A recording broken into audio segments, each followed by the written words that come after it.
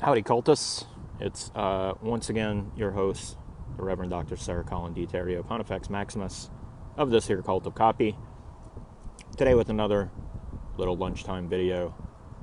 Today we're going to talk about benevolence as a concept to use in your marketing, especially when portraying your clients or yourself in a positive fashion in front of your audience.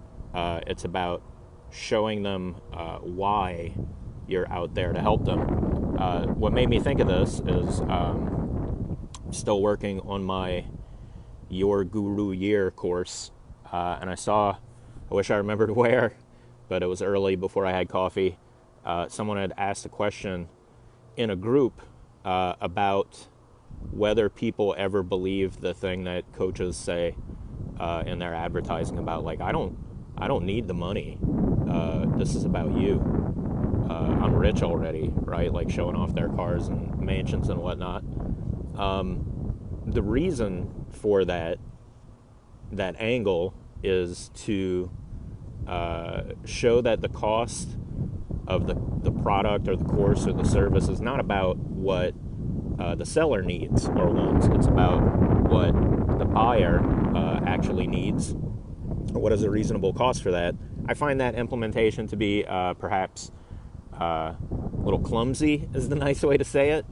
But really, that is a beneficial angle. And I think the better way to do it is to build a reputation for, like we said, benevolence. Benevolence is just being kindly and well-meaning and just want the best for people in general. So some more positive ways that you can portray benevolence is to give your readers, your audience, your buyers, customers, clients, etc., various reasons why you do what you do beyond just it's my job and it's how I make money and pay my bills. You can do this through repeated content efforts. You can do it in sales messages itself. The big one that connects with people with rapport and empathy is that the person offering the solution suffered from this problem, or had a loved one or someone they know who suffered from this problem, and you just couldn't bear to let people out there continue to do so once you have discovered a solution. That's a very easy one. Other ones that you can factor in are making sure you do price justifications that portray that the price you have arrived at is certainly not, it's not trying to blow the bank. It's not artificially racked up. You can compare it to real world costs to show that it's comparable, maybe even a good deal. But it's not outrageously marked up just for the sake of being so.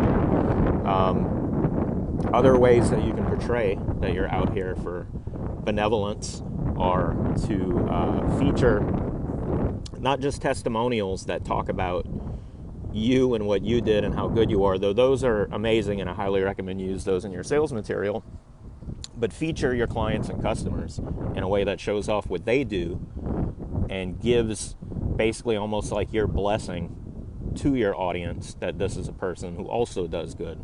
Of course, you want to vet them and things, but the idea is to make it about them and not about you. It's always about putting forward the success stories that your clients and customers create for themselves with your help, as opposed to, look how good I did for this person.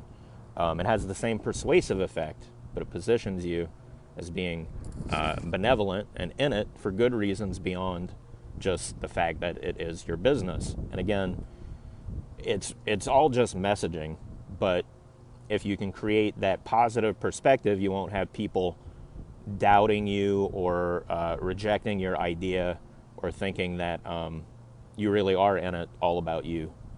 So keep that in mind, the portrayal of benevolence and the ways we talked about it, sharing your own story as a sufferer of the problem, making sure your pricing reflects actual comparisons in the marketplace so that people know you're not out there gouging them, and then also featuring your winning customers and clients in the sense of what their successes are, as opposed to, this is my success as a seller. I hope that's helpful to you. That's just my little morning marketing thought. I hope you found it enjoyable. If you did, let me know. I'll keep making these. And we'll see you around next time. This has been Colin from the Cult of Copy. Don't forget, if you're not already a subscriber, you can join our daily devotional email list at cultofcopy.com. That's all I got for you today. Hopefully see you tomorrow. Thanks for listening. Bye-bye.